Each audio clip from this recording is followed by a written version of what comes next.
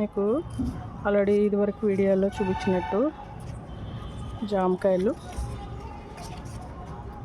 చెట్టు నిండా జామకాయలు చూపించాను నేను. కానీ ఇది మనకి మామూలు జామకాయ, అందరికీ తెలిసిన జామకాయ. ఇలాంటివి నాకు 4 కుండీల్లో ఉన్నాయి, ఎప్పుడు కాస్తూనే ఉంటాయి. ఇదో కుండి జామ చెట్టు, అదో జామ చెట్టు. స్పెషల్గా ఒక మొక్కను తీసుకొచ్చాను, ఆ మొక్క గురించి చెప్తున్నా. బీట్రూట్ కలర్లో ఉంది చూసారా, జామ చూడగానే మీకు అందరికీ అర్థమై ఉంటుంది. ఇది తీసుకొచ్చి 4 రోజులైంది చూసారా, తీసుకొచ్చి 4 రోజులైంది.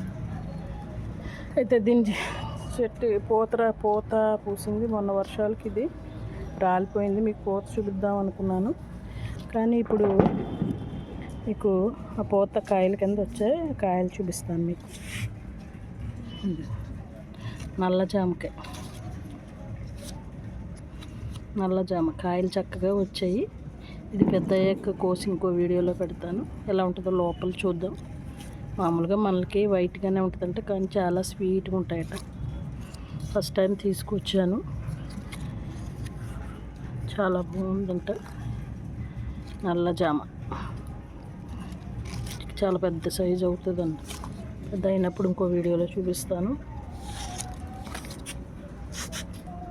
అందరూ సబ్స్క్రైబ్ చేయండి, లైక్ చేయండి. మరిన్ని వీడియోస్ కోసం ఎదురు చూడండి. Thank you.